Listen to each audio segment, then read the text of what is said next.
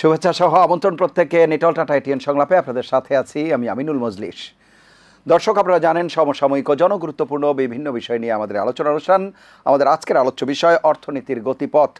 এ বিষয়ে আলাপ করবার জন্য স্টুডিওতে রয়েছেন দুজন সম্মানিত অতিথি। আমাদের সাথে রয়েছেন সাবেক পরিকল্পনা মন্ত্রী জনাব এম এ মান্নান এমপি এবং আমাদের সাথে স্টুডিওতে রয়েছেন ডক্টর জাহেদুর রহমান, যুগ্ম সাধারণ সম্পাদক, কেন্দ্রীয় কমিটি, নাগরিক ঐক্য। এছাড়া অনলাইনে আমাদের সাথে যুক্ত আছেন international business forum of Bangladesh IBFBর প্রেসিডেন্ট হুমায়ুন রশিদ। আপনাদের তিনজনকে অনুষ্ঠানে স্বাগত। প্রিয় দর্শক, আপনারা যারা অনুষ্ঠান দেখছেন, আশা করছি পুরো অনুষ্ঠান জুড়েই আপনাদেরকে সাথে পাবো। আপনাদের জ্ঞাতার্থে জানিয়ে রাখি, অনুষ্ঠানটি ফেসবুকে সম্প্রচারিত হচ্ছে। সেক্ষেত্রে facebook.com/ATN বাংলা অনলাইন এই লিঙ্কে ক্লিক করলে আপনারা অনুষ্ঠানটি দেখতে পাবেন। কথা না বাড়িয়ে আমরা চলে যাব মূল আলোচনায়। ডক্টর জাহেদুর রহমান, আপনাকে দিয়ে আলোচনা শুরু করি। আমাদের যে আজকের আলোচ্য বিষয় অর্থনীতির গতিপথ। অর্থনীতি নিয়ে নানা কথাবার্তা হচ্ছে। সাম্প্রতিক সময়ে ডলারের মূল্যবৃদ্ধি, মূল্যস্ফীতির ঊর্ধ্বগতি বলা যায়। আজকের যে রিপোর্ট এসেছে সেটি ডাবল ডিজিটে চলে এসেছে। এটি একটি বিষয়। রিজার্ভের ব্যাপারেও এক ধরনের শঙ্কা বা উদ্বেগ বা চিন্তার ভাঁজ কপালে তৈরি হচ্ছে। সব কিছু মিলিয়ে আপনি আলোচনা শুরু করুন। ধন্যবাদ আপনাকে।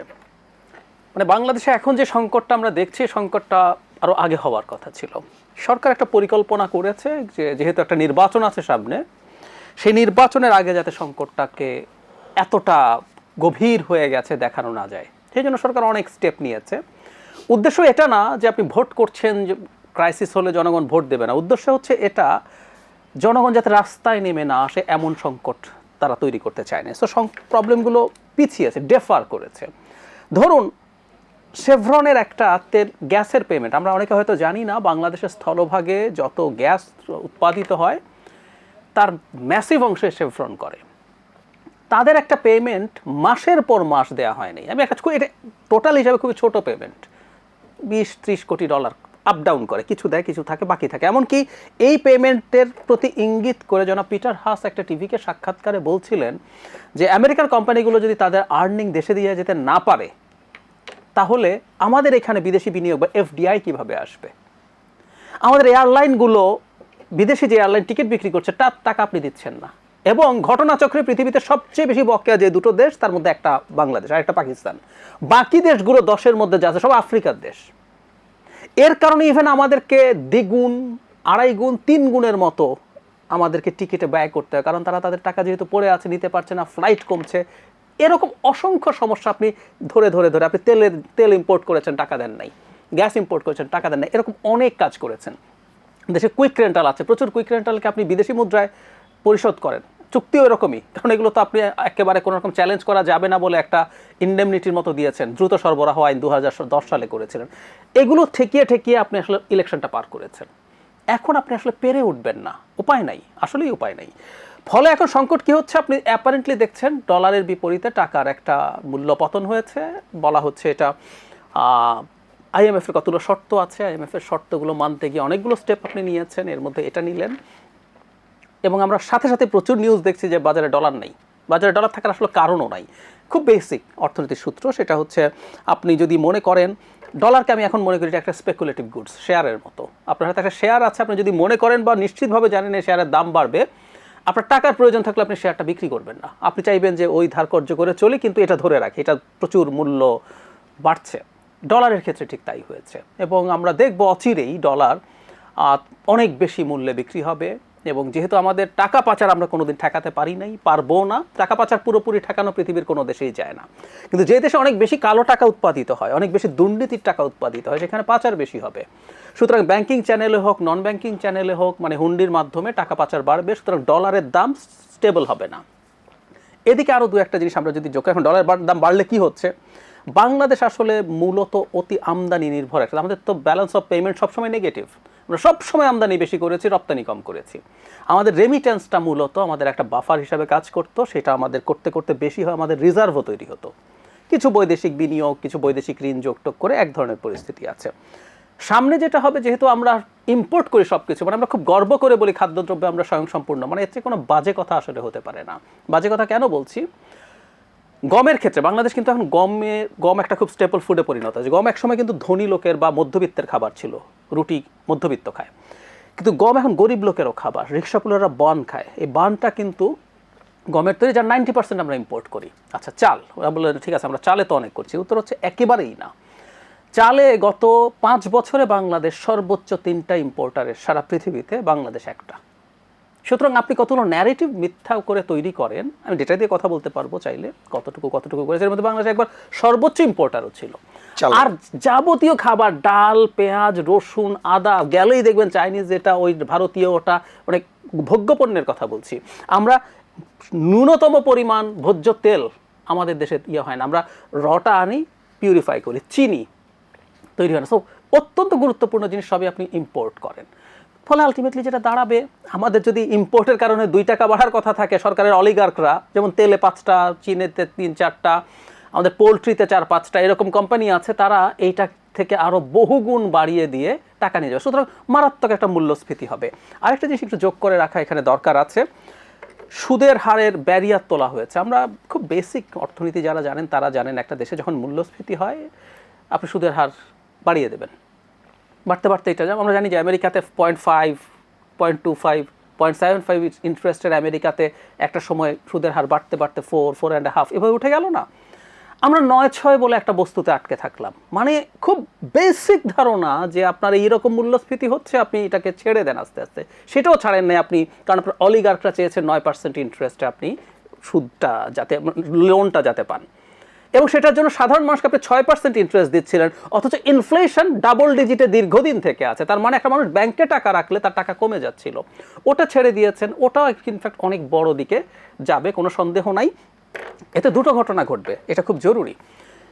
এখন কি আমরা এটা দিয়ে ইনফ্লেশন কন্ট্রোল করতে পারবো? উত্তর হচ্ছে পারবো না। পারবো না কেন? বাংলাদেশ একটা ইকোনমিক কন্ডিশনে ঢুকছে, এটা একটা টার্ম আছে, স্ট্যাগফ্লেশন বলে। সাধারণত ইনফ্লেশন যে ইকোনমিতে থাকে সেখানে কিন্তু গ্রোথ হয়, বেসিক নিয়ম মোটা দাগে এরকম। কিন্তু কিছু কন্ডিশন আছে, 60-70s আমেরিকাতে হয়েছিল, ইউরোপে হয়েছিল তেলের দাম বাড়ার কারণে, তখন আপনার অর্থনীতিটা থাকে মন্দাক্রান্ত কিন্তু ইনফ্লেশনও থাকে।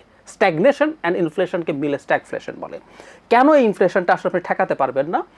সরকার করছে কি, ডলার বাঁচানোর জন্য ইম্পোর্ট কমিয়ে দিচ্ছে। খেয়াল করবেন আমাদের প্রচুর এসেনশিয়াল এলসি খোলা যাচ্ছে না। আমি আপনাকে নিউজ পড়ে শোনাতে পারবো যে হার্টের ভালভ ইম্পোর্ট করা যাচ্ছে না, মানে মানুষের জীবন রক্ষাকারী জিনিস সের এলসি খোলা যাচ্ছে না, স্টেন্ট অ্যাডিকুয়েট এলসি খোলা যাচ্ছে না, যেগুলোকে আমরা রিং বলে চিনি।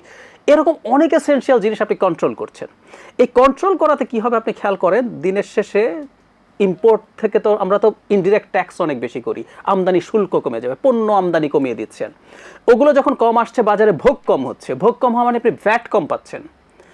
যে মানুষগুলো আর্ন করতো, যাদের ইনকাম ট্যাক্স, যদি আমাদের income tax only 1/3 of our revenue, সেটাও কম হবে। ফলে আপনার তো টাকা কমে গেল, কিন্তু আপনি তো আবার বিরাট উন্নয়ন দেখানোর জন্য বিরাট বাজেট করবেন। আমাদের সরকারের উন্নয়ন যদি একটুও না করেন, সরকারের পরিচালন ব্যয় হচ্ছে গত বাজেটে 5.5 লাখ কোটি টাকা, আর আপনি রেভিনিউ আর্ন করেন 3 লাখ কোটি টাকার কম বেশি, এটা তো 3 লাখও হবে না। তখন আপনি কি করবেন? ঋণ করবেন এবং টাকা ছাপাবেন। ফলে বাজারে যখন প্রচুর টাকা আসবে, আবার মানে আমরা অনেকে হয়তো জানি না যে বাজারে 1 টাকা যদি আপনি ছাপিয়ে, এটার একটা ইম্প্যাক্ট আছে একটা বিশেষ কারণে, সেটা গ্রসলি বাংলাদেশের বাজারে এটা 5 গুণ হয়। সুতরাং আপনি 10,000 কোটি টাকা ছাপালে এটা 50,000 কোটি টাকার ইম্প্যাক্ট তৈরি করে, কারণ টাকাটা রোল করতে থাকে। ফলে আপনি দিনের শেষে দেখবেন ইনফ্লেশনও কমছে না। তাহলে অর্থনীতিকে আপনি মন্দাক্রান্ত করছেন, কারণ আপনি চান যে ইম্পোর্ট কমুক, তাতে আপনার ডলার বাঁচবে। আপনি চান আমি যাতে দেউলিয়া না হয়ে যায় শ্রীলঙ্কার মতো। আবার একই সাথে আপনি বাজারে টাকা যেভাবে আসছে, আপনার যেহেতু রেভিনিউ আর্নিং কমে যাচ্ছে, দিনের শেষে ইনফ্লেশনও কমবে না। তো আমরা স্ট্যাগন্যান্ট ইকোনমি এবং ইনফ্লেশনের একটা স্ট্যাগফ্লেশনের সিচুয়েশনে আছি। আমি আবারও শুনবো আপনার কাছে, শুনে আসি। জনাব এম এ মান্নান এমপি, শুনছিলেন আপনি বেশ কিছু প্রসঙ্গ তুলেছেন ডক্টর জাহিদুর রহমান, আপনি সেই বিষয়গুলো নিয়ে কথা। ধন্যবাদ আপনাকে এবং ডাক্তার জাহিদুর রহমান সাহেবকে এবং অফকোর্স হুমায়ুন রশিদ সাহেব, সকলকে আমার শুভেচ্ছা। জাহিদুর রহমান বলেন ভালো, দ্রুত বলে গেছেন এবং অনেক বিষয় তিনি নিয়ে এসছেন। এগুলো মোটামুটি অপরিচিত বিষয় নয়। আমরা যারা একটু অর্থনীতিবিদ না হলেও সামান্য কিছু খোঁজখবর রাখি, আইডিয়া আছে। তিনি ডলারের অবস্থা, ইনফ্লেশন, রিমিটেন্সের অবস্থা, নির্বাচনী কৌশল, তারপরে টাকা পাচার, তারপরে বাংলাদেশ সরকার, বাংলাদেশ ব্যাংকের যে মুদ্রানীতি, তার কৌশল, এগুলো প্রত্যেকটার উপরে মন্তব্য করেছেন। এটা কোনো আপত্তি না, মন্তব্য করা ভালো, কিন্তু সর্বক্ষেত্রেই তিনি নেগেটিভ অবস্থান নিয়েছেন। এই নেগেটিভ অবস্থান নেওয়ার পেছনে আমার, যদি তিনি কিছু মনে না করেন, তার রাজনৈতিক অবস্থান বা তার যে বদ্ধমূল ধারণা কিছু বর্তমান সরকার বা আওয়ামী লীগ সরকার বা জননেত্রী শেখ হাসিনা সম্বন্ধে ওর একটি প্রতিচ্ছবি দেখছি। কারণ একটি বিষয়েও তিনি আমার ইতিবাচক দেখেন নাই। একথা কেন বললাম? আমরা সাধারণ মানুষ, আমরা খেয়ে পরে থাকি। আমরা যদি পেটে ভাত ঢুকে ভাত খেয়ে ঘুমাই, এই ভাতটা কাড়া না কাড়া অত বেশি চিন্তা করি না। আমরা মোটামুটি খেয়ে পরে এসেছি ঘরে, রাত্রে ঘুমাতে পেরেছি, বাচ্চাদের খাওয়াতে পেরেছি। শুক্র চাল না বাসমতি চাল না, এইসব বিষয়ে আমরা করা ভালো। পণ্ডিতরা করেন গবেষণার প্রয়োজনে, আর ধনীরা করে তাদের নিজস্ব প্রয়োজনে, তারা ভালো থাকতে চায়, দীর্ঘজীবী হইতে। কিন্তু আমরা যারা খেটে খাওয়া মানুষ, এই দেশের ৮০% মানুষ করে খায়, জমিতে, নদীতে, খেতে, পথে ঘাটে। তারা মোটামুটি একটা জীবনমান যদি পায়, তাদের প্রাথমিক আইডিয়া এইটাই। তো সেই ক্ষেত্রে তো আমরা কী দেখছি, বিগত 15 বছরে বাংলাদেশের সাধারণ মানুষের জীবনমান অবশ্যই পূর্বের যে কোনো সময়ের তুলনায়, বাঙালির শব্দটা আমি ব্যবহার করি, বাঙালির ইতিহাস, বুভুক্ষ ইতিহাস যেটুকু আমি পড়েছি, সেই সামান্য সেই সময় থেকে আমার ধারণা, আমিও তো বেশ অনেক বছর বাঁচতাম এই বাংলাদেশে, এই পাকিস্তানে, অতীতের যে কোনো সময়ের তুলনায় সাধারণ মানুষ, ধনীরা তো খুবই আরামে আছে, নো ডাউট, বলা যাবে 100 বার। কিন্তু ওদেরকে পরে কথা বলবো, সাধারণ খেটে খাওয়া মানুষরা কিন্তু মোটামুটি ভালো আছে। তারা পোলাও খাচ্ছে না, তারা পাঙ্গাস মাছ খাচ্ছে, পাবদা খাচ্ছে না, ইলিশ হয়তো খাচ্ছে না, কিন্তু খাচ্ছে। তারা ব্রয়লার মুরগি খাচ্ছে, তারা গ্রেজেন চিকেন খাচ্ছে না বেছে বেছে মাঠে যারা ঘুরে টুরে। এইগুলো ফ্যাশনের কথাবার্তা। উনি প্রত্যেকটা আইটেম কিন্তু আমি মোটামুটি আমার তার পক্ষেও কিছু কথা বলতে পারবো। ইনফ্লেশন, তিনি বারবার বলছেন যে ইনফ্লেশন শুধু বললে হবে না, ইনফ্লেশনের সঙ্গে সঙ্গে ওয়েজ ইনফ্লেশনও দেখা উচিত, মজুরির বৃদ্ধি দেখা উচিত। একতরফা খালি ওয়েজ ইনফ্লেশন 8-9 বাড়াচ্ছেন, মজুরিও যে 4-5-6 করে বাড়ছে একই সঙ্গে প্যারালাল, পরে অভিঘাতটা কিছু কমে আসছে, এইটা ওনারা বলেন না পণ্ডিত ব্যক্তিরা। খালি বারবার মূল্যস্ফীতির কথা বলেন, মজুরিস্ফীতির কথা বলা দরকার। আই এম শিওর যে উনি এটা নিয়ে একটু খোঁজখবর নিয়ে দেখবেন।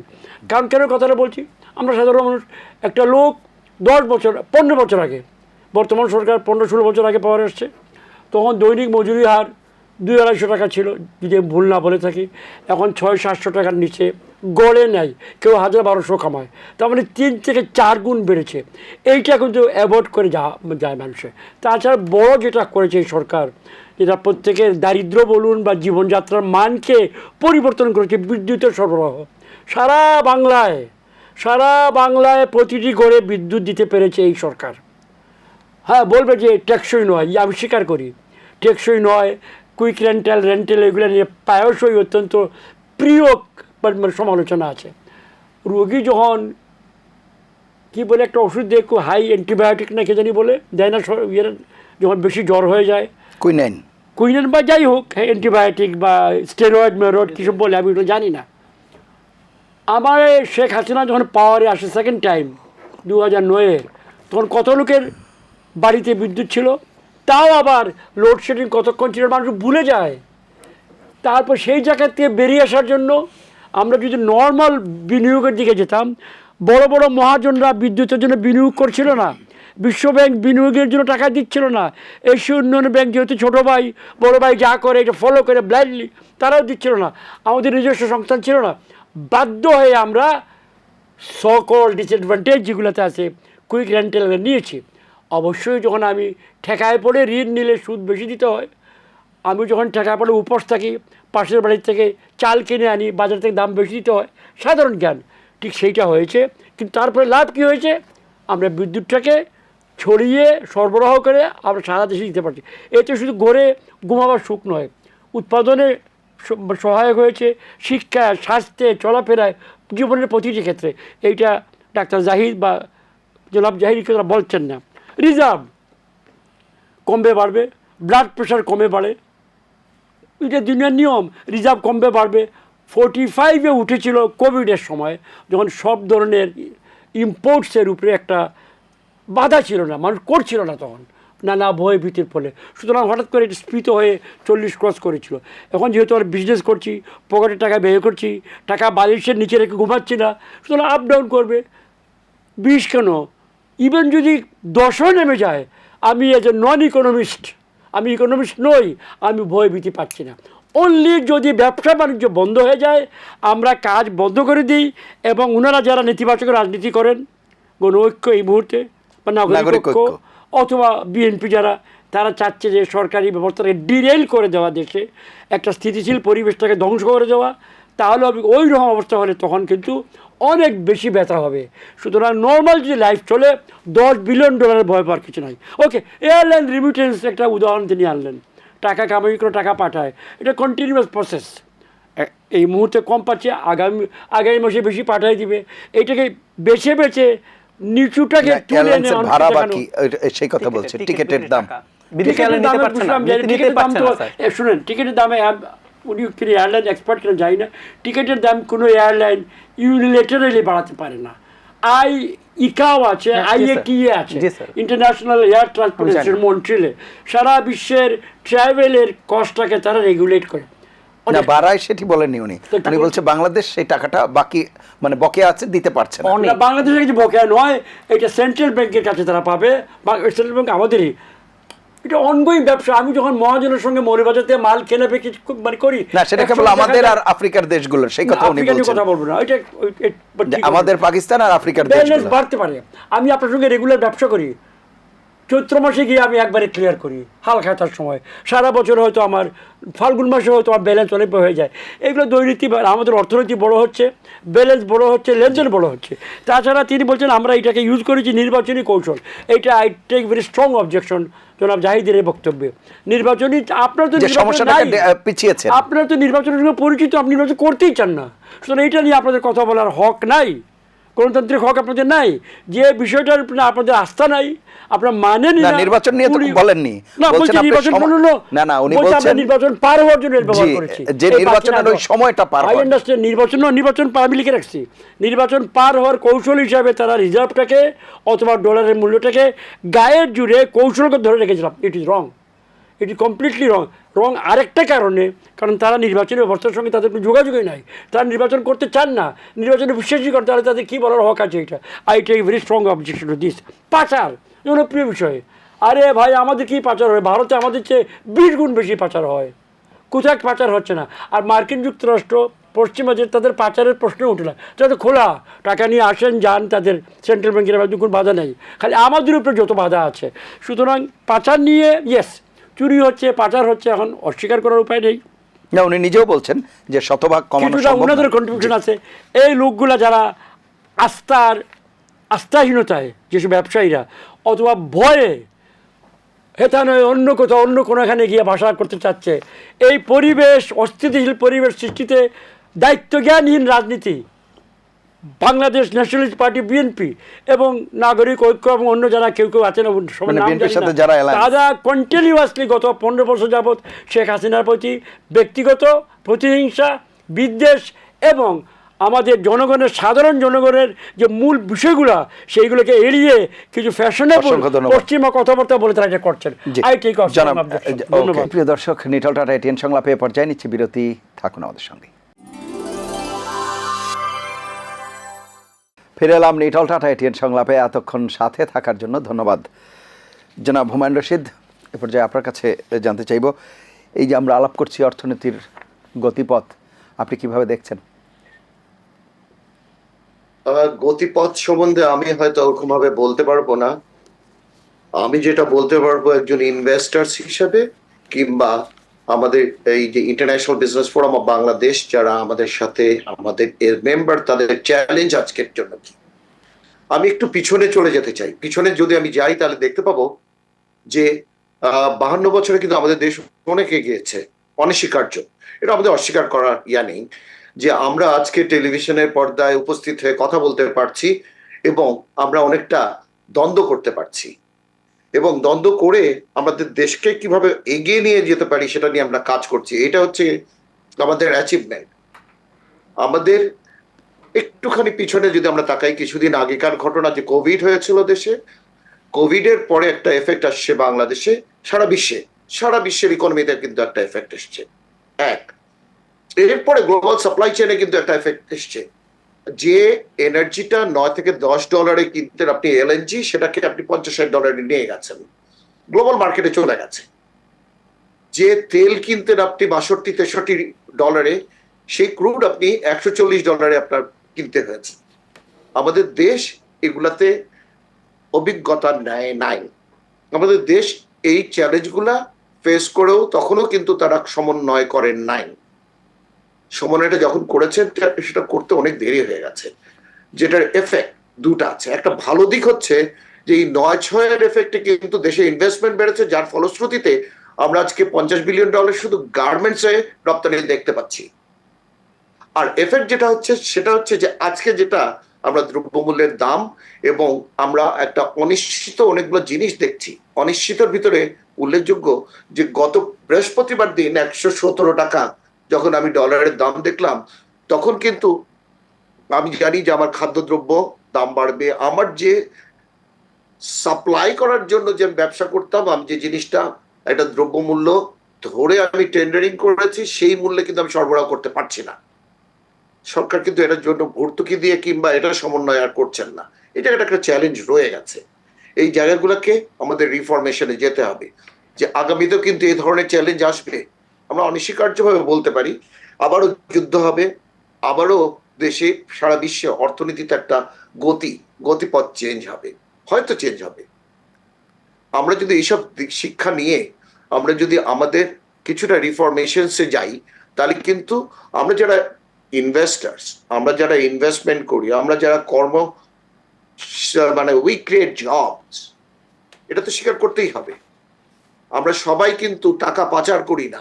টাকা পাচার করে যে টাকাটাকে ইনভেস্ট করতে পারে না, যার ইনভেস্টমেন্ট করার মতন কোনো বুদ্ধি নাই, যার ইনভেস্টমেন্ট করার মতন সাহসিকতা নাই। তাহলে যারা ব্যবসায়ী তারা কিন্তু ব্যবসার পিছনে টাকা খাটাতে পারে এবং তারা পুঁজি পেলে তারা কিন্তু আরেকটা মেশিন কেনে, আরো 2টা লোকের এমপ্লয়মেন্ট হয়, আরো বেশি ইনোভেশনস হয়। মানে এই জায়গাগুলোতে অর্থনীতিতে কিন্তু আরেকটুখানি চাকা লাগিয়ে একটুখানি গতিপথ বাড়াতে পারে। ফলে ব্যবসায়ীরা আজকে যে জিনিসটা দেখছে সেটা হচ্ছে যে আজকে একটা বড় চ্যালেঞ্জ আমরা ফেস করছি। আগামীতে যদি এরকম চ্যালেঞ্জ ফেস করতে হয়, তাহলে আমাদের অনেকগুলো জায়গায় রিফরমেশন লাগবে। ইজ অফ ডুইং বিজনেস আমাদের কাছে আজকে বড় চ্যালেঞ্জিং, কিন্তু সরকার অ্যাড্রেস করছে। কস্ট অফ ডুইং বিজনেস আমাদের জন্য চ্যালেঞ্জিং, কিন্তু অ্যাড্রেস করছে। রিফরমেশন যে হচ্ছে না তা কিন্তু না। আপনি যদি দেখেন একটা লজিস্টিক ল রিসেন্টলি পাস হয়েছে, এটা কিন্তু একটা আশার আলো দেখায় ইনভেস্টার্সদেরকে। দেশীয় যারা ইনভেস্টার্স তারা একটা অনুপ্রাণিত হয় এবং তারা জানে যে স্ট্রাকচার্ড ল আছে। আপনার যারা বিদেশি ইনভেস্টার্স তারাও কিন্তু কমফোর্ট জোনে থাকে এবং তারাও চায় যে বাংলাদেশে একটা স্ট্রাকচার্ড ল আছে। আমি একটু পাওয়ার সম্বন্ধে বলতে চাই যে পাওয়ার নিয়ে অনেক বেশি কথা হচ্ছে। কুইক রেন্টাল কিন্তু নাই। কুইক রেন্টালটা অনেক আগে 5 বছরের জন্য হয়েছিল এবং ওটার জন্য একটা স্ট্রাকচার্ড পলিসির আন্ডারে হয়েছিল। আইপিপি একটা পলিসি আছে, গাইডলাইন আছে, যেখানে 4টা কিন্তু স্ট্রাকচার পলিসি আছে। একটা হচ্ছে ল্যান্ড লিজ এগ্রিমেন্ট, একটা হচ্ছে ইমপ্লিমেন্টেশন এগ্রিমেন্ট, একটা ফুয়েল সাপ্লাই এগ্রিমেন্ট, আর একটা হচ্ছে যে আপনার এরকম 4টা লস আছে। তো এই 4টা স্ট্রাকচার কিন্তু একেবারে ডিফাইন, ভেরি ওয়েল ডিফাইন। তাহলে মানে সমস্যাটা কোথায়? সমস্যাটা আমরা যে 2012 সালের যে আইন করেছি, সেই আইনের এখনো আমরা অ্যাডভান্টেজ নিচ্ছি। এখন কিন্তু আমাদের নেওয়ার আর দরকার নেই। আমাদের দেশে কিন্তু এখন এই 28,000 মেগাওয়াট পাওয়ার জেনারেশন এবং পাওয়ার জেনারেশনের ক্যাপাসিটি হয়ে গেছে। আমি কেন এখন আনসলিসিটেড বিডে ইনভাইট নেগোশিয়েট করার দরকার নেই। আমাদের দেশে এই যে বলেছে সেদিন 16,500 মেগাওয়াট জেনারেশন দিবে, কিন্তু 16,400 মেগাওয়াট কিন্তু গ্রিডে সাপ্লাই দেওয়া হয়েছে। এটা কেন আমরা প্রশংসা করছি না? প্রশংসা করার দাবি রাখি। তাহলে সমস্যাটা কোথায়? সমস্যাটা হচ্ছে আমরা শুধু একটা জায়গায় অ্যাড্রেস করেছি, জেনারেশন। এরপরে যে ট্রান্সমিশনটা লাগবে সেটাকে কিন্তু আমরা অ্যাড্রেস করি নাই। ফলে আমাদের জেনারেশনের সাথে ট্রান্সমিশনটাকে অ্যাড্রেস তখনই একসাথে করা উচিত ছিল। এই কম্বিনেশনসটা হয় নাই। না হওয়াতে ভোক্তা পর্যায়ে কিন্তু আপনি জানেন কিনা জানি না, এই যে গাজীপুরে কিন্তু জিডিপির যে এক্সপোর্টের 32% কন্ট্রিবিউট করে, এই 32% যদি গাজীপুরে মানে কন্ট্রিবিউট করে, 50% টাইম ফ্যাক্টরিগুলো বিদ্যুৎ পায় না আজকে। কিন্তু যারা আমরা শহরে বসবাস করি তারা কিন্তু এই বিদ্যুৎ পাচ্ছি।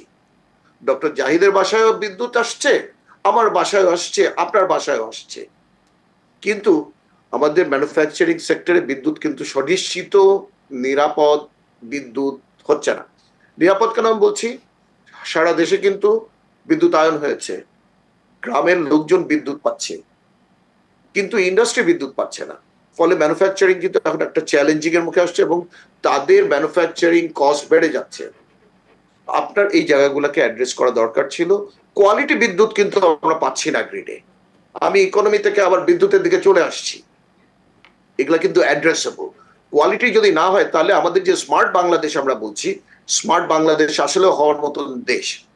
অপরচুনিটি আছে, ইয়াং জেনারেশনস তারা স্মার্টলি অপারেট করতে পারে স্মার্ট মেশিনস। আমরা কিন্তু এখন মাইক্রো প্রসেসর কন্ট্রোল ইকুইপমেন্ট ব্যবহার করি, আমরা কিন্তু আগের সেই মেকানিক্যাল মেশিন ব্যবহার করি না। এটা করতে হলে আমাদের বিদ্যুতের যে কোয়ালিটিটাকে এনশিওর করতে হবে। এই জায়গা কিন্তু এখনো অ্যাড্রেসড হয় নাই। ফলে আমাদের অনেক কিছুর অ্যাড্রেসেবল জিনিস আছে। এই জিনিসগুলোকে let's turn this things to opportunity. জি, আমরা যদি এই জিনিসগুলোকে অপরচুনিটি হিসাবে ক্রিয়েট করতে চাই তাহলে কিন্তু আমাদের দেশে, বাংলাদেশে আগামীর ভবিষ্যতের অর্থনীতি খুব ভালো হবে। অর্থনীতিতে অনেক বেশি জব ক্রিয়েট করা যাবে। আমরা আগামীর ভবিষ্যৎ যদি এই চেঞ্জগুলোকে অ্যাড্রেস করি তাহলে কিন্তু আমরা, আরেকটা জিনিস আমি যেটা আলোচনায় এসছে আমি এটার ব্যাপারে একটু বলি, গত 5-7 বছর 10 বছর কিন্তু ব্যবসায়ীরা অত্যন্ত সুন্দরভাবে ব্যবসা করতে পেরেছে। তারা হরতাল কি জিনিস এটা ভুলে গিয়েছিল। আমরা কিন্তু ওই বাংলাদেশ চাই। রাজনীতিক লোকজন ওই সংসদে যে রাজনীতিক মানে বক্তব্য দিবেন, 1, 2 নম্বর হচ্ছে যে ওখান থেকে আইন হবে জনগণের জন্য, আইন হবে ব্যবসা বান্ধব আইন, আইন হবে জনগণ যাতে এটার উপকৃত হয়। স্বাস্থ্য খাতে, শিক্ষা খাতে, অন্যান্য যে কোনো খাতের কথাই বলেন না কেন, ব্যবসা কিন্তু সব জায়গায় আজকাল জড়িত। আজকে আমরা সবচেয়ে বড় চ্যালেঞ্জ ফেস করছি, এই ডেট সার্ভিসেস গুলো আমরা করতে পারছি না। বিশেষ করে জ্বালানি খাতে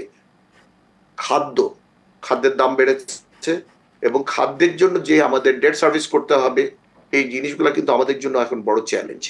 আমরা যদি একসাথে কাজ করি তাহলে কিন্তু আমরা কিন্তু অনেক কিছু অ্যাড্রেস করতে পারবো, হয়তো পারবো। একটা লোকের সবসময় জীবনের ভালো দিক যায় না, মাঝে মাঝে খারাপ দিনও যায়। তো খারাপ দিন যদি যায় ওটাকে টার্ন করাতে হবে ভালো দিনে। এটাই হচ্ছে আমাদের জন্য মুখ্য চ্যালেঞ্জ। বিশেষ করে আমরা যারা ব্যবসায়ী, আমরা যদি ভুলে যাই যে আগামী অপরচুনিটি কি, তাহলে তো আমরা এই দেশকে কিছুই দিয়ে যেতে পারবো না। অসংখ্য ধন্যবাদ। আমি আবার আসবো জনাব হুমায়ুন রশিদ আপনার কাছে, আমরা শুনে আসি ডক্টর জাহিদুর রহমান। ধন্যবাদ। অনেকগুলো ইস্যু এসছে, জনাব হুমায়ুন একটা চমৎকার বিষয় বলেছেন, সেটা দিয়ে শুরু করে। ইনফ্যাক্ট আমি ওটা বলতামই, সেটা হচ্ছে ইলেকট্রিসিটি নিয়ে কিছু কথা এবং আমাদের অন্য জ্বালানি গ্যাস নিয়েও কয়েকটা কথা বলা একটু জরুরি। প্রথম কথাটা হচ্ছে, উনি অলরেডি উল্লেখ করেছেন যে মিস্টার মান্নান যেটা বললেন, হুইচ ইজ ভেরি রাইট। আমি ব্যক্তিগতভাবে মনে করি ওনারা যখন প্রথম ক্ষমতায় এসেছিলেন আমাদের কুইক রেন্টাল আনসলিসিটেড বিদ্যুৎ কেন্দ্র দরকার ছিল, আমি মনে করি।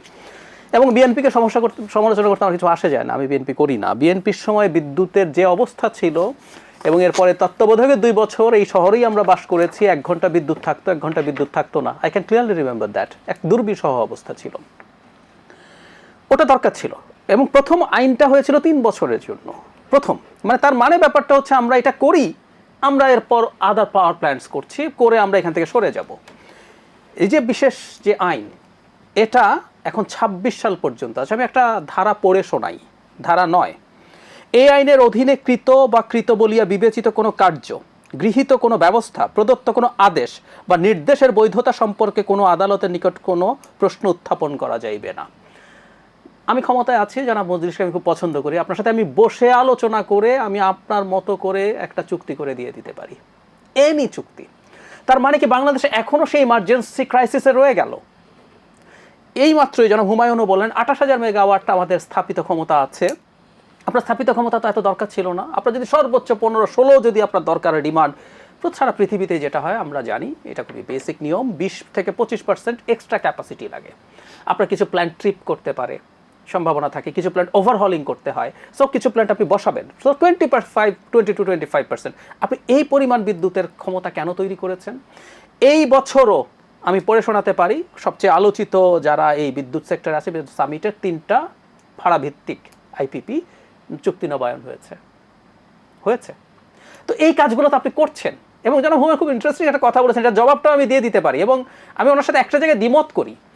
কি করতে হবে এগুলো সরকার আসলে জানে। আমরা যে সংকটগুলো দেখছি এগুলো কোনো ম্যানেজমেন্টের প্রবলেম না, এগুলো আপনি প্ল্যান করে এসব করছেন। আসলে কেন বিদ্যুৎ কেন্দ্র হয় আর কেন ট্রান্সমিশন হয় না বলেন তো? ট্রান্সমিশন লাইন লাগবে তো দীর্ঘদিন থেকে। আমি তো ভাই বিদ্যুৎ সেক্টরের এক্সপার্ট নই, আমিও তো জানি, আমিও তো বলতে পারি কত ইনভেস্ট করে কি লাগবে সব বলে দিতে পারি। আপনি করেন নাই কেন জানেন? এটা অলিগারদেরকে দিতে পারেন না। অলিগারকে পেট ভরাতে চেয়েছেন আপনি বাই দিস, এই যে ভাড়াভিত্তিক যে বিদ্যুৎ কেন্দ্রগুলো, সেই কারণে ওগুলো বাড়ছে, ওগুলো প্রয়োজনের চেয়ে বেড়ে চলে যায়। আপনি সেগুলোর জন্য ইনস্ট্যান্টলি ইনভেস্ট করতে পারবেন না বলছে, তখন পারেন নাই, এখন পারেন নাই, এখন কি আরো বড় বড় সব আসে নাই? আপনি রূপপুর বানিয়ে ফেলছেন, রূপপুরের আপনার ট্রান্সমিশন লাইন হবে না বলে রূপপুরের বিদ্যুৎ আপনি ইউজ করতে পারবেন না আরো 1 বছর। কেন? কারণ আপনি জানেন বিদ্যুৎ কম থাকলে ওই অলিগারকে চুক্তি আরো বাড়াতে পারেন। আপনি বানিয়েছেন তো। পায়রা বিদ্যুৎ কেন্দ্রের 1 ইউনিটের বেশি বিদ্যুৎ এখনো নেওয়া যাচ্ছে না তো, কারণ ট্রান্সমিশন লাইনের সমস্যা আছে। তার মানে খেয়াল করে দেখেন ওখানে আপনি ইনভেস্ট করেন না আসলে এই কারণে। আর টাকা পয়সা নিয়ে একটু দ্বিমত করি মিস্টার হুমায়ুনের সাথে, সেটা হলো ব্যবসায়ীরা ব্যবসা করেন, তারা ইনভেস্ট করেন, নট নেসেসারিলি। আমি এই বছরেরই মার্চ মাসে বাংলাদেশ ব্যাংকের গভর্নর দাবি করেছেন, আমি এক্স্যাক্টলি কী বলেছেন আমার সামনে এখন নিউজটা খোলাও আছে, উনি বলেছেন যে ওভার ইনভয়েসিংয়ের মাধ্যমে অর্থ পাচারের 90% রোধ করতে পেরেছেন উনি। তো ওভার ইনভয়েসিংয়ে তো আসলে সাধারণ ঘুষখোর কর্মকর্তা টাকা পাচার করে না, ব্যবসায়ীরাই করেন, এবং ব্যবসায়ীরা করার কারণ আছে। আমি ওনাদেরকে ঠিক দোষও দেই না। একটা ব্যবসায়ী তার আর্নিং, বৈধ আর্নিং ও দেশে রাখবেন কিনা ডিপেন্ড করে এই দেশটাকে উনি আসলে কেমন মনে করেন, এই দেশে উনি থাকবেন কিনা, ওনার পরিবার থাকবেন কিনা। আমরা তো সমাজে থাকি, বড় বড় 2-4 জন ব্যবসায়ীকে আমরাও চিনি যারা তাদের পরিবার দেশে রাখেন নাই, এই দেশে ব্যবসা করছেন, এবং বাংলাদেশে ব্যবসা করলে প্রফিটের মার্জিন ইজ ভেরি হাই, কোনো সন্দেহ নাই। এবং এই দেশে থাকলে আপনি যা তা করতে পারেন। এই দেশের ব্যবসায়ী হলে আপনি আইন ভাঙতে পারেন, আপনাকে কেউ কিছু করবে না যদি বড় ব্যবসায়ী হন সেরকম। এই স্বর্গ রাজ্যতেও সন্তানদেরকে তো রাখা হয় না, কেন রাখা হয় না? সুতরাং ব্যবসায়ীরাও আসলে দিনের শেষে বাংলাদেশ একটা স্টেবল কান্ট্রি কিনা?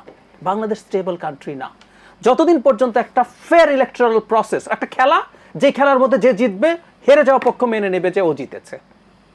ভারতে কি হচ্ছে? মোদিকে অনেকেই পছন্দ করেন, আমিও করি না, কিন্তু ভারতে যেহেতু একটা ফেয়ার গেম হচ্ছে বলে বিশ্বাস করে, সে কারণে বিরোধীরা মনে করেন যে মোদি আমারও প্রাইম মিনিস্টার। আমি একটা উদাহরণ দিই, দিল্লিতে কৃষি আইনের বিরুদ্ধে মুভমেন্ট হলো না, মারাত্মক মুভমেন্ট, মানুষ মারা গেল, দিল্লি ঘিরে ফেললো, সব অচল হয়ে গেল, পাঞ্জাব থেকে লোকজন কৃষকরা আসলো, একজনও কি বলেছে সরকার তুমি চলে যাও? একজনও বলে নেই, কারণ জানি এটা বৈধ সরকার, এটা আমার সরকার, আমি বলছি আইনটা তুমি সরাও। এবং মজার ব্যাপার যেন মোদি শেষ পর্যন্ত সরে আসেন এবং হাত জোড় করে ক্ষমা চেয়েছেন, এই আইন থেকে আমরা সরে যাচ্ছি। আমরা কিছু হলেই কেন বলি সরকার তুমি চলে যাও?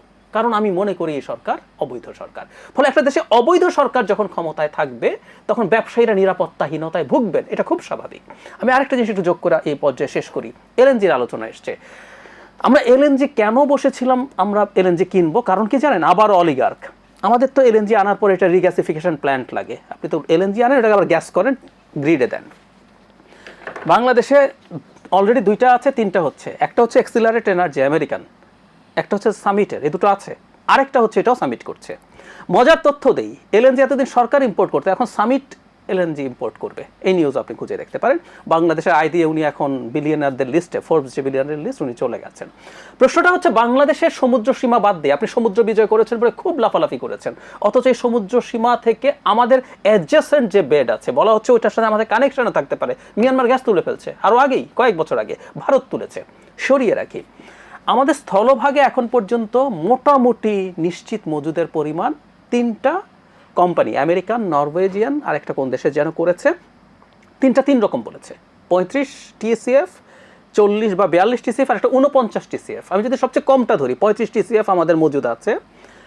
1 TCF বোঝানোর জন্য বলি ট্রিলিয়ন কিউবিক ফিট। বাংলাদেশ এই মুহূর্তে বছরে প্রায় 1 TCF গ্যাস ইউজ করে, তার মানে 35 বছরের মতো এখনকার ডিমান্ড। কিন্তু বাংলাদেশ যদি অর্থনৈতিক উন্নতি করে ডিমান্ড বাড়বে, তো বাদ দেন, 25 বছর চলার মতো গ্যাস আমাদের স্থলভাগেই আছে। আপনি স্থলভাগে গ্যাস তোলেন না। এটুকু যোগ করে দেই, বাংলাদেশ পৃথিবীর অত্যন্ত সফল দেশগুলোর একটা, যেখানে 3:1 গ্যাস পাওয়া যায়, মানে আপনি 3টা কূপ খুললে একটাতে পাওয়া যায়। কথাটা এরকম না, আপনি আসলে কূপ খনন করলে গ্যাস পাবেনই। আপনি কূপ খনন করেন আসলে, আপনি তো আগে সিসমিক সার্ভে করে দেখেন যেখানে গ্যাস আছে, আপনি কূপ স্থাপন করে দেখেন এটা কমার্শিয়ালি ভায়াবল হবে কিনা।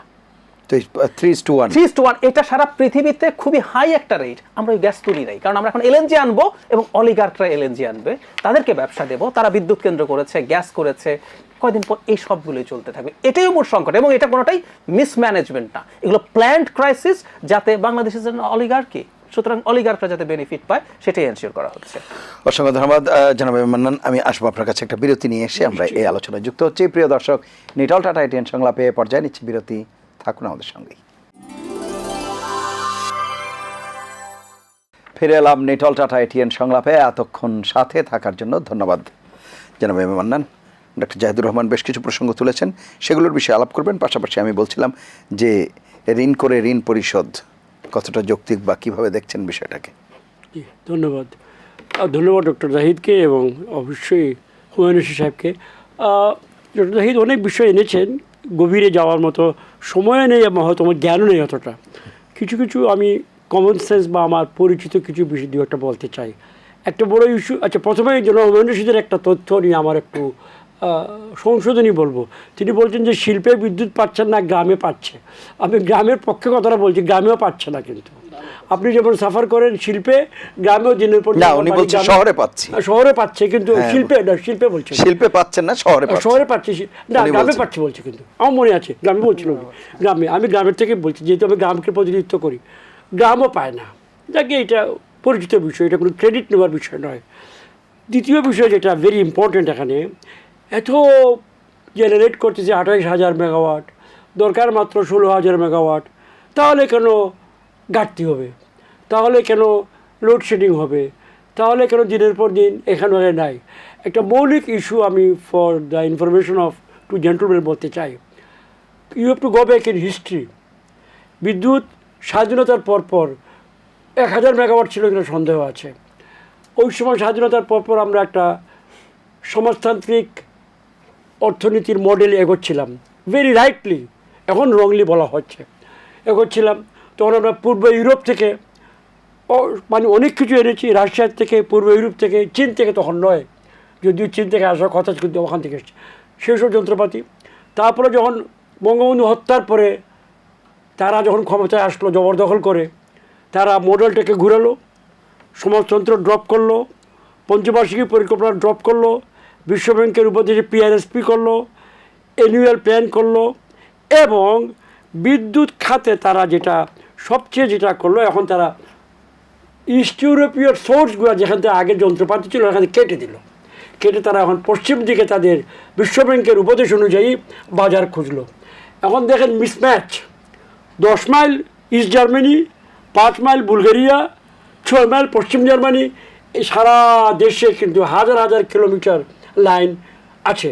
এদের মধ্যে কিন্তু কম্প্যাটিবিলিটির প্রশ্ন আছে, মিলের প্রশ্ন আছে, লোড ক্যারিংয়ের প্রশ্ন আছে। তাছাড়া মানুষ যখন দ্রুত কাজ করে ঠেকায় পড়ে তখন খোঁজ করে না, গুণাগুণ না বেছে কাজটা করে ফেলে। এই যে একটা দীর্ঘদিনের মিসম্যাচ আমাদের সিস্টেমে, এই জন্য আমরা এখন উই আর চেঞ্জিং। আমি তো ওখানে কাজ করেছি, প্রতি এক সময় আমাদের রিপ্লেসমেন্টের প্রকল্প আসতো। রাতারাতি তো করা যাবে না, টাকা থাকলেও পারা যাবে না।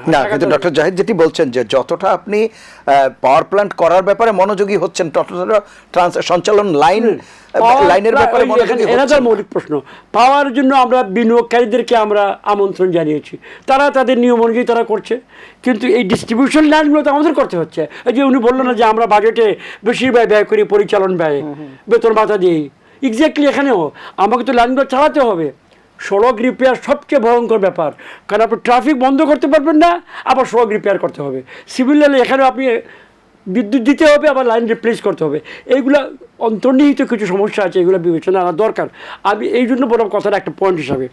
আর একটা জিনিস আমি এখানে বলতে চাই, ভেরি ইম্পর্টেন্ট, দুজনেই বলেছেন, বিশেষ করে জাহিদ সাহেব, ধারাবাহিকতা এটা একটা মূল ইস্যু এখানে। আনফর্চুনেটলি কেন লোক পালাবার অনেক কারণ আছে। কিছু লোক এই দেশে থেকেও বাংলা বলে না, ইংরেজি বলতে আনন্দ পায়, কিছু লোক এদেশে থেকে ভাত না খেয়ে পিৎজা পছন্দ করে, তার রাইট আছে, আমার কোনো আপত্তি নাই, সেটা বিষয় না। কিন্তু এই যে ডিস্টেবিলাইজেশনের একটা অ্যাটেম্পট এই দেশে, সিস্টেমটাকে ডিস্টেবিলাইজ করা, ফেলে দেওয়া, নট থ্রু প্রক্রিয়া বাট থ্রু ফোর্স, চিৎকার দিয়ে, ফোর্সও ওনারা পারে না। ফোর্স হলে তো মাও জেদুংয়ের মতো বন্দুক নিয়ে আসতো, এইটা ওনাদের ক্ষমতা কারোই নেই বা দরকার নাই হয়তো, কিন্তু চিৎকার দিয়ে মানুষকে উঠিয়ে সেইটা ওনারা পারে নাই। সিম্পলি বিদেশি দু চারজনের কাছে কী নামটাম আছে, এদের ওখানে দাওয়াত খেয়ে চা খেয়ে ঘোরাফেরা করে, আর দেশের ভিতরে কদিন পরে পরে একটা ইস্যু মানে রেজ করে সরকারকে কাজ কর, all work of government is বাধা দেওয়াগ্রস্ত, দাম বেড়ে যাচ্ছে, ক্ষতি হচ্ছে দেশের। এর জন্য কি আওয়ামী লীগ একা দায়ী? এর জন্য কি আমাদের সরকার একা দায়ী? আপনারা দায়িত্বশীল রাজনৈতিক শক্তি হিসাবে বৃহত্তর স্বার্থে উচিত ছিল নিয়ম নীতি মেনে, আর শুনেন ভাই, এটা পুঁজিবাদী দলীয় রাজনীতি আমরা করি, আপনার নাগরিক ঐক্যই হোক আর বিএনপি হোক আর আওয়ামী লীগই হোক, আমরা তো বিপ্লবী কোনো দল নই, আমরা তো নিয়ম নীতির মধ্যে দল। তো নিয়ম নীতি মানেন না, ইলেকশন কমিশনকে মানেন না, আদালতের রায়কে বলেন ফরমাইশি রায়, এগুলো মৌলিক বিষয় যদি ঐক্য না থাকে তাহলে হবে না। না, কিন্তু উনি যেটি বলছেন যে ব্যবসায়ীরা নিরাপদ বোধ করছেন না, কারণ যেখানে ফেয়ার ইলেকট্রাল প্রসেস নাই। ওই যে হরতাল শব্দটা ব্যবহার করছে হুমায়ুন সাহেব, হরতালের ভীতি কিছুটা কেটেছে না, এখন তো নাই। না না, নাই কোথায়, কদিন আগে ধমক দেওয়া হয়েছে, আবার এক দিন ডেকেও ব্যর্থ হয়ে গেছে। ফরচুনেটলি আবার যে হবে না, ধমকে এই অবস্থা, কিন্তু 176 দিন হরতাল ছিল, বিরোধী দলে থাকতো, তখন দরকার ছিল। না না, দরকার থাকুক, কিন্তু সেই সময় তো তখন অ্যান্টিবায়োটিকের দরকার ছিল। সামরিক শাসনের বিরুদ্ধে করেছি, স্বৈরাচারের বিরুদ্ধে করেছি, এই গণতান্ত্রিক সরকারের বিরুদ্ধে আপনি করতে পারেন না। তার মানে কি বিরোধী দলের হরতাল করার অধিকার নেই? কেন করবে বল? আচ্ছা হ্যাঁ, তাও তো একটা নিয়ম নীতি আছে, আপনি 170 দিন করবেন। প্রতিবাদ করার ভাষা এইটা শিক্ষিত ভাষা আমি বললাম, কিন্তু তার ভাষার ব্যবহার আলটিমেটাম দেওয়া, 3 দিনের মধ্যে যদি না ছেড়ে যাও তো সব কিছু ধ্বংস করে দিব, you can't do even 1% of what you say. কিন্তু আপনি একটা ভীতির পরিবেশ সৃষ্টি করেন, কাজ কারবার বন্ধ করার সুযোগ দেন, এবং দেশের যারা বাংলাদেশকে যারা মনে প্রাণে গ্রহণ করে নাই, এখনও করে না, বাংলাদেশে বাস করে যারা বাংলাদেশকে স্বীকার করে না, তাদেরকে আপনি সুযোগ দেন, এবং আপনাদের মধ্যেও ওই সকল শক্তি যে নাই এটা বলতে পারবো না। জি জনাব মান্নান, ঋণের বিষয়টি বলছিলেন। হ্যাঁ, ঋণের ঋণ ছাড়া কোনো দেশ চলতে পারে না। ঋণ ছাড়া মধ্যবিত্ত পরিবার, উচ্চবিত্ত পরিবার কেউ চলে না। ঋণের গুণগত উচ্চবিত্ত পরিবার মাত্রা থাকবে কিনা? লাখ লাখ ডলার ব্যাংক থেকে আনে, লাখ লাখ ডলার দেয়। গরিব মানুষ পাশের ঘর থেকে 3 টাকা ধার করে লুকায় টুকায়, মানে কয়দিন পরে ধার is the blood of modern economy. কিন্তু জিডিপির কত পার্সেন্ট থাকবে? ওকে, সেটা আমরা ওইটা যদি কোনো স্ট্যান্ডার্ড বলে কিছু নেই, তবু এটা মোটামুটি ধরা হয়।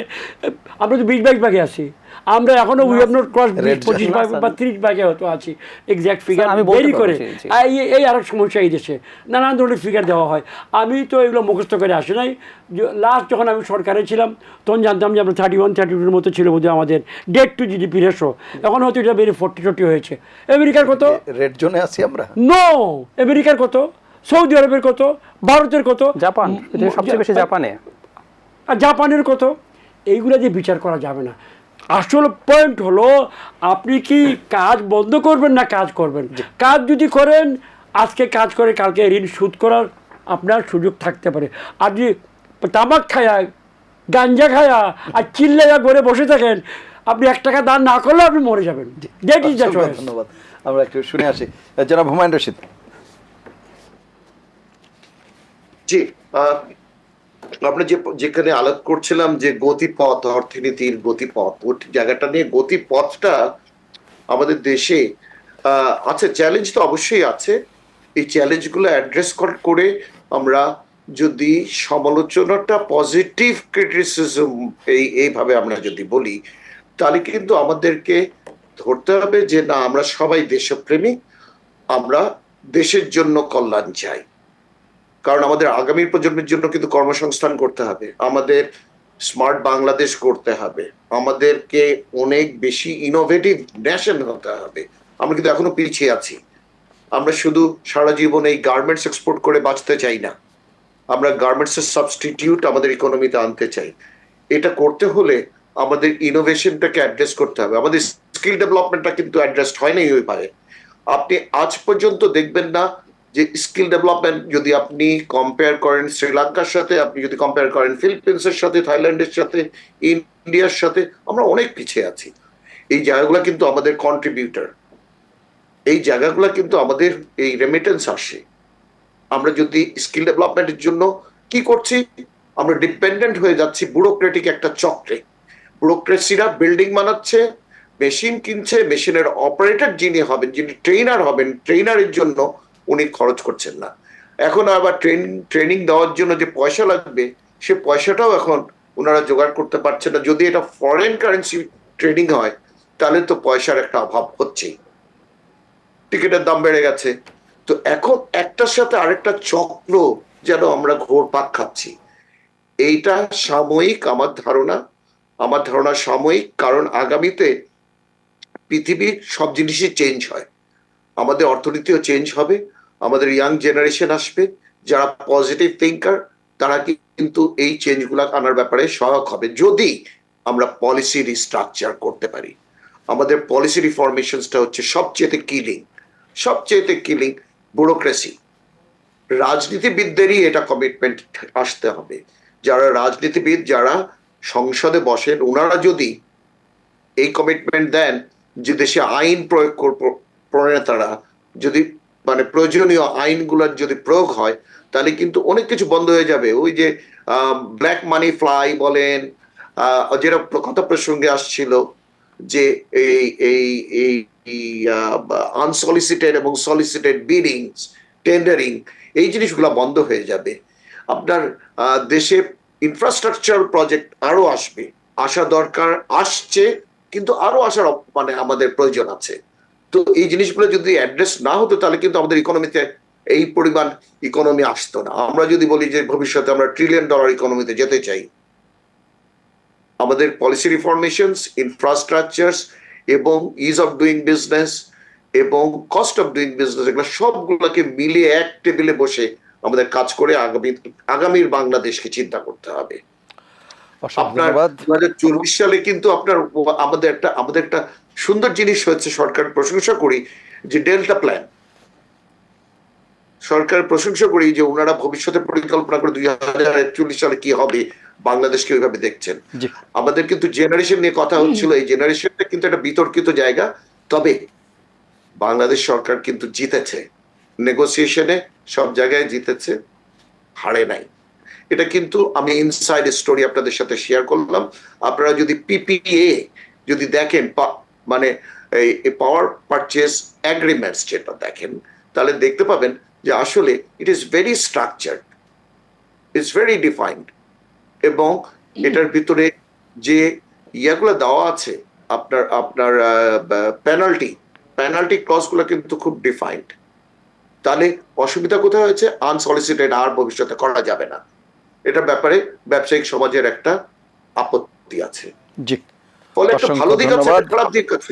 আমরা ভালো দিকের কথা চিন্তা করি, শেষ করতে হবে।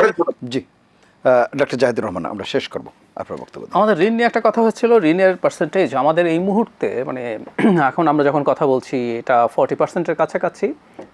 আমাদের মানে ঋণের জিডিপির সাথে রেশিও বলা হয় আমাদের মতো দেশে। আমরা আমেরিকা, জাপানের সাথে আসলে কেন তুলনা করব না? ধরুন আমেরিকার কারেন্সিও টাকা ছাপিয়েও ডলার ছাপিয়ে ফেললেই তার কাছে আর কোনো ব্যাপার সমস্যা থাকে না। জাপানের ইয়েনও, জাপানের 250 to 300% অফ দেয়ার জিডিপি, মানে ওদের জিডিপি 3 গুণের মতো হচ্ছে ঋণ। জাপানের ইয়েনও একটা IMF এর কারেন্সি বাস্কেটের কারেন্সি। সুতরাং আমরা এসব তুলনা করলে হবে না। আমাদের 60 to 65%-এর মধ্যে থাকতে হবে। অ্যাপারেন্টলি মনে হচ্ছে আমরা দূরে আছি, কিন্তু এর মধ্যে একটা ফাঁকি আছে। আমরা যদি আমাদের জিডিপিটাকে বড় করে দেখিয়ে থাকি, যদি সেটা কম থাকে জেনুইন হিসাবে, তাহলে কিন্তু পার্সেন্টেজ অলরেডি বেশি হয়ে গেছে। প্লাস $100 বিলিয়ন আমাদের ফরেন যে ডেট, সেটা ক্রস করেছে কয়েকদিন আগে। তাত্ত্বিকভাবেই সরকার যে জিডিপির হিসাব দেখায় বিলিয়নে, সেটাই $117 যখন হলো, আপনি ভাগ দিলে দেখবেন এখন হিসাব করলে জিডিপি আমাদের $400 বিলিয়ন আশপাশে চলে এসছে। এটা $420-30 ছিল, বিলিয়ন ছিল। তার মানে এখন 25%ই কিন্তু এখন ফরেন ডেট হয়ে গেছে। আগে এটা 20%-এর মতো ছিল, কারণ ওই যে ডলারের কারণে, এবং ডলার পড়লেই আপনি দেখবেন এই পার্সেন্টেজটা বাড়তে থাকবে। সুতরাং আমরা কিন্তু রিস্কের জায়গা আছে। তার চেয়ে জরুরি কথা, আপনি প্রকল্প করছেন, অপ্রয়োজনীয় প্রকল্প করছেন, প্রয়োজনীয় প্রকল্প বেশি ব্যয় করছেন, এরকম নানান রকম কারণে আপনার আসলে আলটিমেটলি ইকোনমিক ইম্প্যাক্ট এরকম হবে না। আর আরেকটা কথা জনাব হুমায়ুন বলেছে, এই জায়গাটা একটু যোগ করে দেই, সেটা হচ্ছে এই যে ট্রেনিংয়ে খরচ করি না, কেন করি না জানেন? দেখবেন এই সরকার হেলথ এডুকেশনে অ্যালটমেন্ট নাই। আমাদের সময় থাকলে দেখাতে পারতাম যে এখানে জিডিপির 0.9%-এরও নিচে হেলথে, আর জিডিপি 2.2 বা 3% of education, which is the lowest শুধু সাউথ এশিয়া না, পৃথিবীতেই। কেন জানেন? ধরেন হেলথে তো আসলে বিল্ডিং বানানোর খরচ বেশি না, মূলত ডাক্তার, নার্স, আদার স্টাফ, তার বেতন কিন্তু চলে যায়, বেতন থেকে লুটপাট করা যায় না। সুতরাং সরকারের উদ্দেশ্য থাকে স্ট্রাকচার বানানো, দুটো লাভ, বিরাট উন্নয়ন করেছি দেখানো, অ্যাট দ্য সেম টাইম এগুলোর পুরোটাই বিরাট একটা অংশ খেয়ে ফেলা যায়। জনাব মেহমান, কনক্লুডিং রিমার্কস শেষ করবো আমরা। না, তেমন কনক্লুডে ধন্যবাদ ওনাদেরকে, উভয়কে সুন্দর কথা বলেছেন। জনাব জাহিদকে আমি বলতে বাধ্য হচ্ছি যে তার মূল অবিশ্বাস, সন্দেহ, যেমন জিডিপি তিনি সন্দেহ করলেন যে বোধহয় আমরা ক্লেম করি, আমি নিজে ব্যক্তিগত মনে করি আমরা ভেরি নিয়ার $1 ট্রিলিয়ন নাও। তিনি বলছেন এটা হয়তো 300-400 হতে পারে, 600-700 মতো অনেকেই বলে। পরিসংখ্যান কিংবা হিসাব নিয়ে কিন্তু আপনিও না, আমি বলবো আমি ওখানে কাজ করেছি। ওনারা আমাদের বিবিএসকে মোটেও বিশ্বাস করে না, আমি বিশ্বাস করি। ওনারা আমাদের দেশের যে মরাল স্ট্যান্ড আমাদের সরকারের উদ্দেশ্য এটাই বিশ্বাস করে না। ওনারা বলে আমরা নির্বাচনকে পার হওয়ার জন্য কৌশল নিই, এই অবস্থান থেকে আর্গু করা ডিফিকাল্ট। সুতরাং তাকে আমার অনুরোধ থাকবে, যেটা জনাব বললেন হুমায়ুন রশিদ সাহেব, এই দেশটাকে মেনে নিয়ে মনে প্রাণে, which I hope they do, আর যে খেলাটা আমরা যে নিয়মে খেলছি ফিফার নিয়ম, এইভাবে খেলতে হবে। ফিফার নিয়ম না গিয়ে যদি কোনো অন্য কোনো নিয়ম থাকে মনের মধ্যে, তাহলে ফিফার নিয়মে খেলতে পারবেন না। মাঠে আসেন, দোষ ত্রুটি হয় রেফারির কাছে যান, রেফারিকে অবিশ্বাস করে, আদালতকে অবিশ্বাস করে, চূড়ান্তভাবে জনগণকে অবিশ্বাস করে, জনগণের উপর কনফিডেন্স না রেখে আমার মনে হয় যে আমরা কোনো ইতিবাচক রাজনীতি করতে পারবো। অসংখ্য ধন্যবাদ আপনাদের তিনজনকে অনুষ্ঠানে অংশ নেওয়ার জন্য। প্রিয় দর্শক, এই ছিল আজকের নিটল টাটা এটিএন সংলাপ। পরবর্তী অনুষ্ঠান দেখার আমন্ত্রণ জানিয়ে বিদায় নিচ্ছি। সবাই ভালো থাকবেন, সুস্থ থাকবেন, আশা করি এটিএন বাংলার সঙ্গেই থাকবেন। আল্লাহ হাফেজ।